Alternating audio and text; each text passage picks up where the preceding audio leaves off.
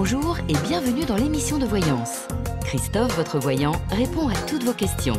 Il s'appuie pour cela sur les tarots et sur son étonnante faculté d'intuition. Bonjour à tous et bienvenue sur le plateau de l'émission de voyance.com. Écoutez, attendez, je fais quelques petits réglages et puis on va commencer l'émission. En tout cas, j'espère que vous allez bien.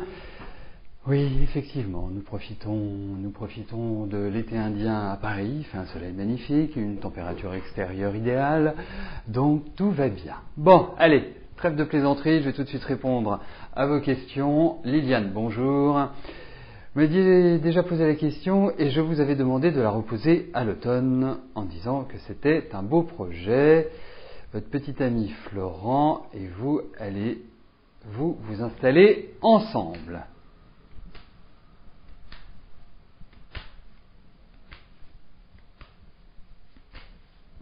Allez, voyons si ce beau projet va se réaliser.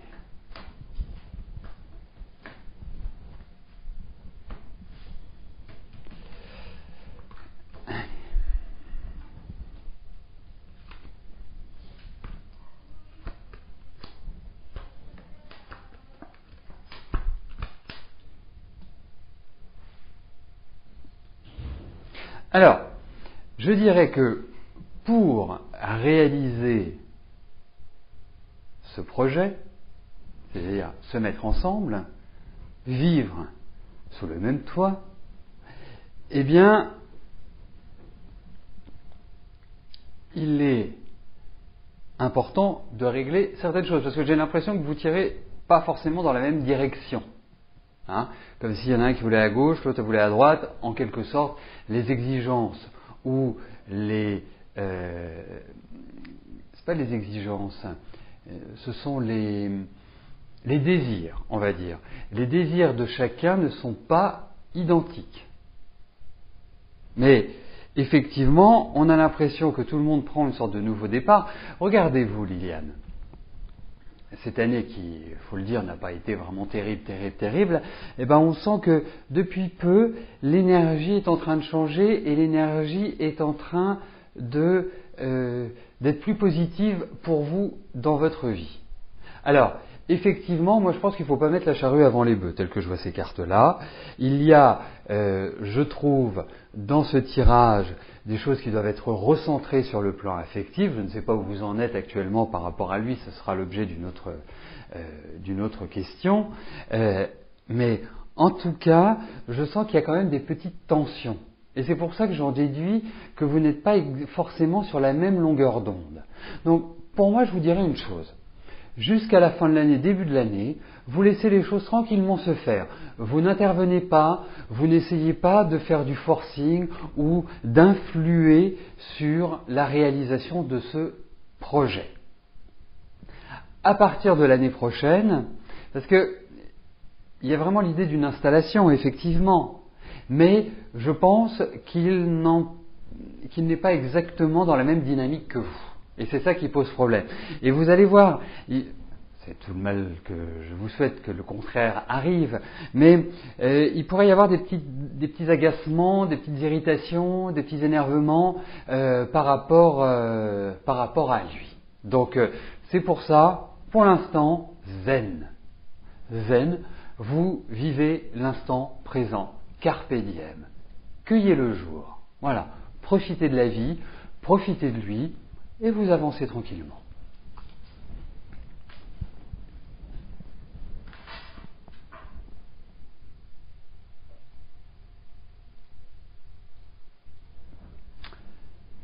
Pâquerette, bonjour. Votre maison est en vente depuis 1 an. Il y a 15 jours, une visite avec une offre orale que vous aviez acceptée. Mais depuis, plus de nouvelles. Est-ce que je vois cette transaction aboutir ?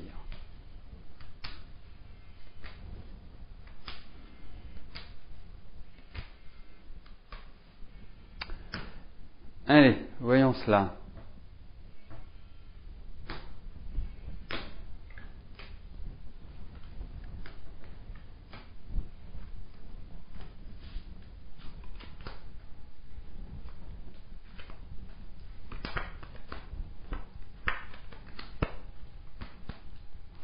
Alors, déjà, je vais vous donner un petit conseil, hein.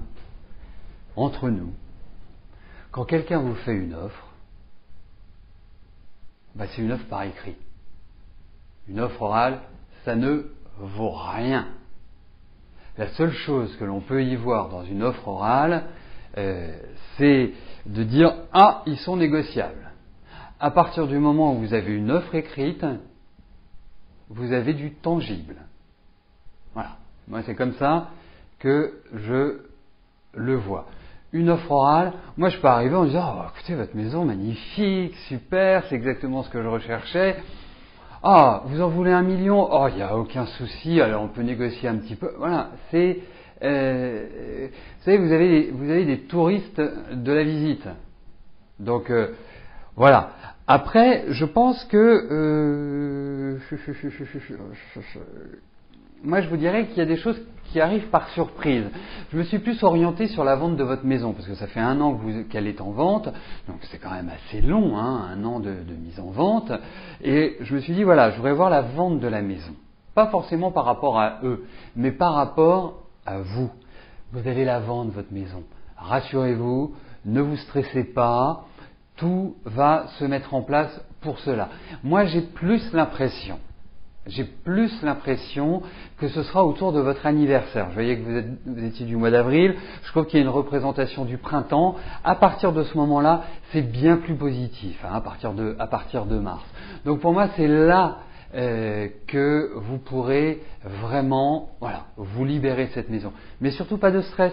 Et s'ils reviennent, je ne suis pas complètement sûr, mais bon, s'ils reviennent, c'est par écrit l'offre.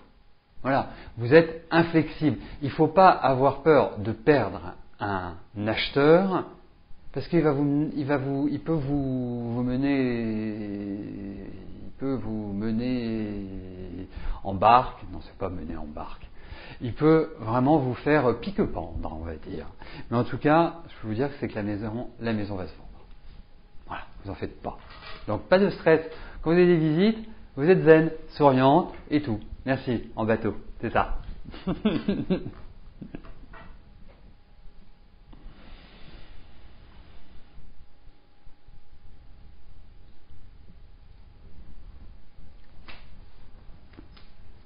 Christelle, bonjour. Vous êtes dans le questionnement concernant votre relation amicale ou autre avec Antoine. Que puis-je vous dire sur ses états d'âme vis-à-vis de vous? Très bien.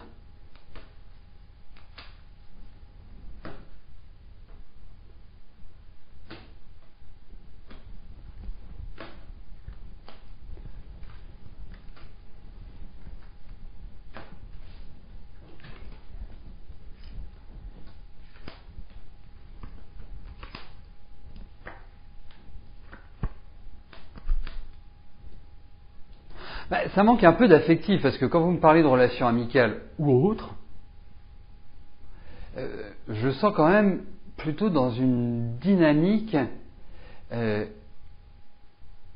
peu étrange. Vous voyez, une attitude qui n'est pas facilement compréhensible. Moi, c'est l'impression que j'ai par rapport à lui. C'est-à-dire que je le sens assez froid, je le sens pas vraiment investi. C'est quelqu'un, moi je vais vous dire objectivement, c'est quelqu'un de compliqué. C'est quelqu'un qui a un rapport aux femmes qui est complexe. C'est quelqu'un qui a certainement beaucoup de magnétisme, qui est très singulier, qui n'a rien à voir avec ce que vous pouvez rencontrer comme type d'homme.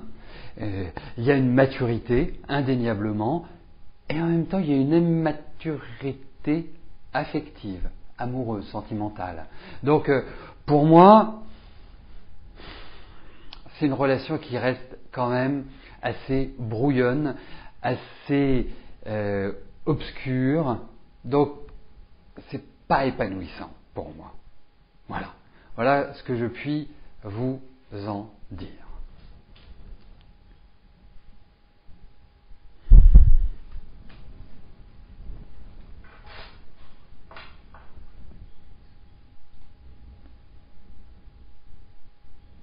Alors, cas de figure, votre question est tirée au sort, vous n'entendez pas, vous ne voyez pas, vous avez un problème X, une déconnexion, un tsunami. Sachez une chose, c'est que dès le lendemain, vous avez la possibilité de réécouter depuis la page d'accueil du site l'émission de la veille. Bon, les autres émissions, mais en l'occurrence, c'est ce qui me fait rebondir par rapport à Christelle, comme elle n'a pas entendu, dès demain, elle pourra entendre la réponse que je lui ai donnée. Voilà, c'est un des atouts également que vous pouvez avoir. Bon, ça n'enlève pas le fait que dans les missions quotidiennes, votre présence est indispensable lorsque je vous réponds. Ça, c'est une des 2 règles à respecter dans le cadre de l'émission. Voilà, et je passe tout de suite à la question de Yannick. Yannick, bonjour. Alors, lors de mon émission du 30 septembre, je vous avais dit que pour votre affaire des prud'hommes, votre ex-employeur allait faire appel, et j'avais raison. Vous avez l'intention de faire de nouvelles requêtes. Est-ce que, si vous avez gagné, et si vous pouvez avoir plus qu'en première instance?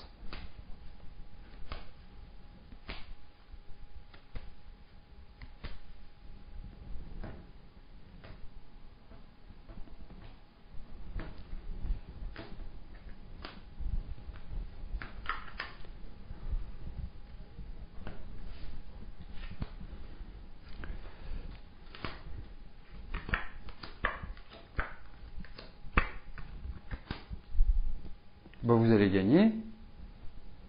Bon, après l'appel, il y a la cassation aussi, Yannick.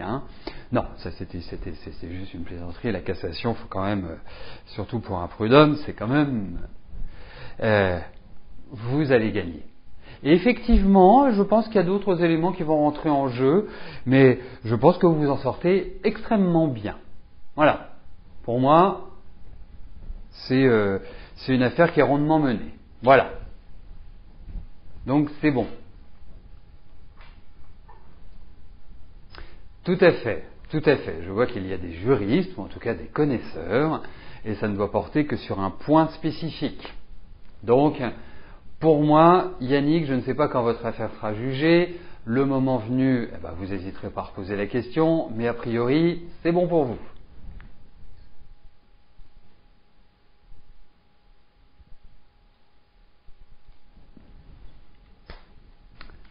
Estelle, bonjour.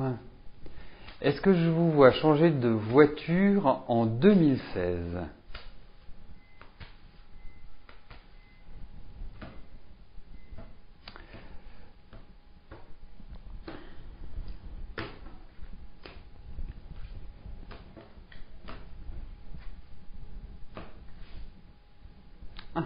Écoutez...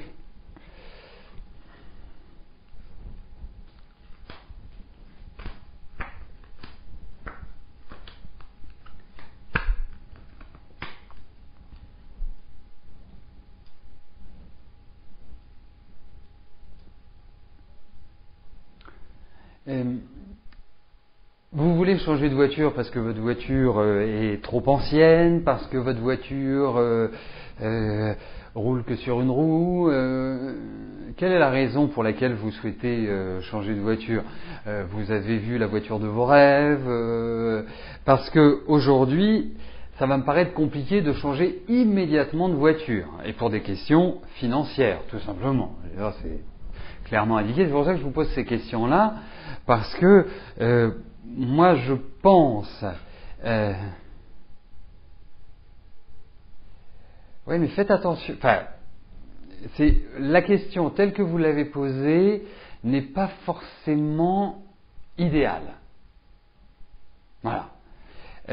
Parce que là, aujourd'hui, on échange, on discute, il y a tout ce que l'on veut, mais c'est pas la certitude au vu de ce tirage. Parce qu'il y a comme un problème. Alors j'imaginais que ce fût financier, j'imaginais qu'il y ait des travaux, qu'il y ait des choses comme ça, mais pour l'instant, c'est peut-être pas dans l'immédiat. Ça ne veut pas dire que ça ne va pas se faire, mais ce n'est pas dans l'immédiat. Voilà. Donc, on aura encore l'occasion d'en reparler. Mais faites attention, bon, j'imagine que votre maman, c'est pas un coucou casse-cou, qu'elle fait attention à sa voiture, mais il y a quand même l'idée d'un problème qui peut être lié, alors je connais pas très bien la mécanique, qui peut être lié à quelque part tout ce qui est la circulation au niveau du moteur. Ça me ferait penser un peu à de l'huile qui envahit le moteur. Je vous dis ça, je ne sais pas si c'est possible, je ne sais pas si ça arrive. Donc, il faut faire attention parce qu'il peut y avoir justement un entretien ou des réparations à faire. Mais, voilà. Tenez, je vais vous donner une petite astuce. Quelque chose que... si un jour vous souhaitez refaire faire votre voiture, c'est une astuce qui marche très très bien, vous rentrez dans quelqu'un qui est en train de se garer. Et vous allez voir, c'est lui qui est en tort. Voilà, c'est une petite astuce qui donnera le tort à 100% à celui qui se gare. Voilà.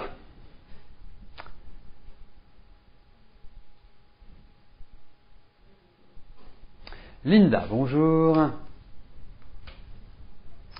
Vous souhaitez savoir si votre fils Adèle va s'en sortir dans ses études. Il est en seconde option optique car il ne fait pas beaucoup de choses à la maison.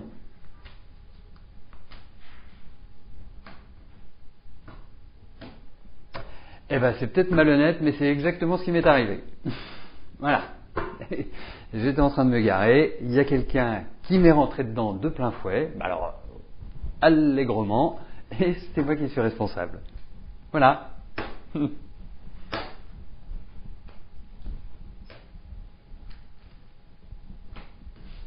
Donc, voilà, comme quoi, là, le droit est bien fait.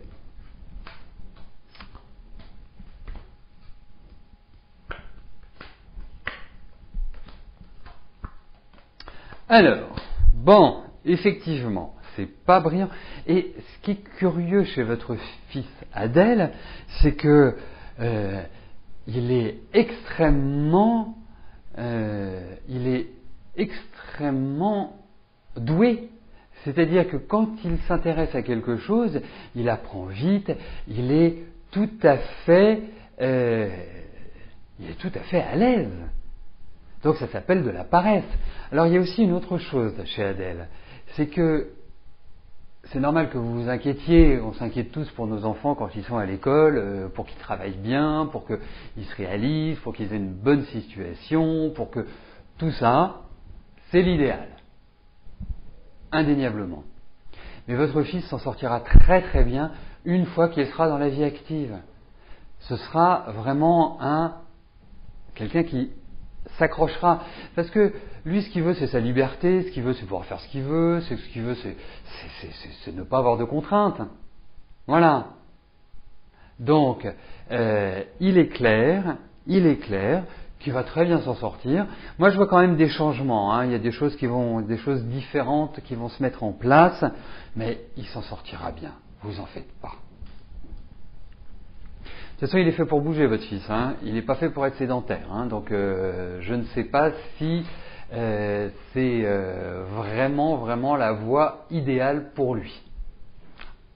Ça, c'est une autre question. Mais en tout cas, il s'en sortira.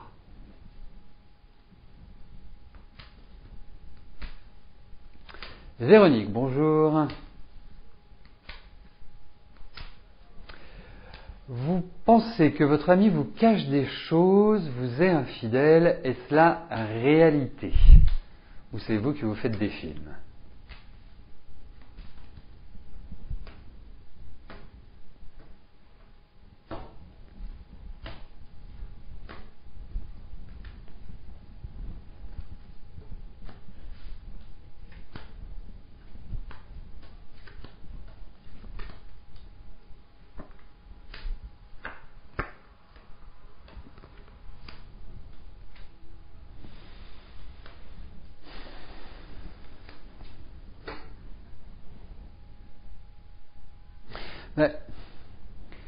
Objectivement, je ne peux pas vous dire qu'il a une maîtresse, je ne peux pas vous dire qu'il a deux maîtresses, je ne peux pas vous parler en ces termes. Ce que je peux vous dire en revanche, c'est que c'est quelqu'un, de toute façon, à la base, c'est sa nature, c'est pas par rapport à vous, il est comme ça, c'est quelqu'un qui n'évoque pas trop son intimité. Je dirais que c'est quelqu'un qui n'est pas très causant. Donc, ça ne va pas être facile au quotidien de lui demander ce qu'il fait ou d'avoir des réponses, en quelque sorte. Donc, ça ne pousse pas, il y a un côté un peu fermé chez lui. Donc, quelque part, c'est quelqu'un qui a une difficulté à communiquer avec vous. Donc,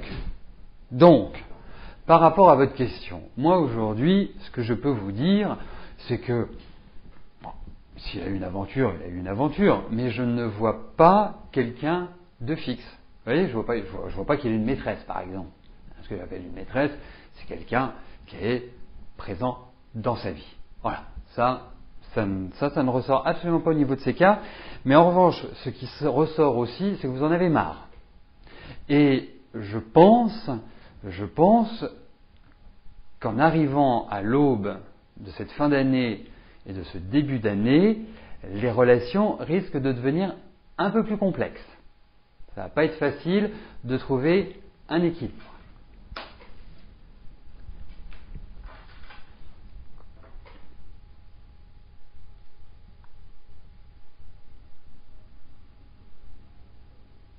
Mais oui, mais c'est magnifique les couples qui ont des différences d'âge. Vous savez, moi je l'observe, ce sont souvent des couples qui fonctionnent mieux que... Alors, c'est une généralité, vous allez me trouver des contre-exemples, je vais vous trouver des contre-exemples, mais je ne sais pas, il y a une espèce de rapport qui est peut-être plus aisé.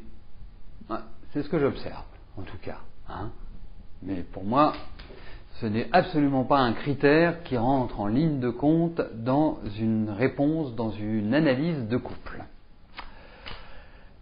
L'essentiel, c'est de s'aimer et d'être bien l'un avec l'autre. Le reste, c'est du détail. Donc, j'en viens à votre question, Christiane. Christiane, bonjour. Est-ce que je vous vois rester dans votre maison encore longtemps ?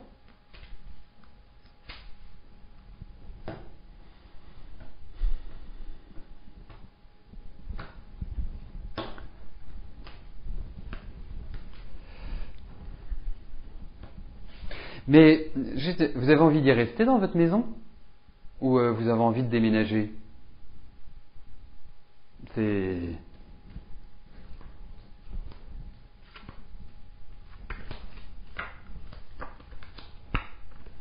y a quand même l'idée de changement, donc effectivement, la porte peut s'ouvrir vers un changement de situation d'habitat. Je pense que effectivement, au vu de ces cartes, même si ça va encore traîner, même si tout n'est pas encore dans les tuyaux, mais pour moi, c'est quelque chose qui va, je vous le disais, avancer lentement, mais qui à un moment donné va s'accélérer. Et c'est quelque part presque une obligation, en quelque sorte, de changer. Mais effectivement, il y a de nouvelles perspectives. Mais comme je vous dis, tout n'est pas encore dans les tuyaux. Mais ça en prend le chemin, on va dire.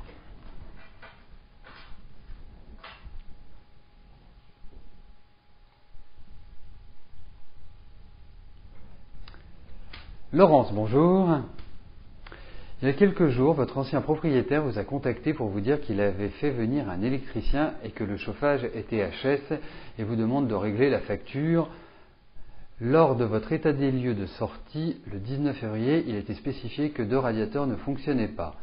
Est-ce que vous allez être obligé de payer ?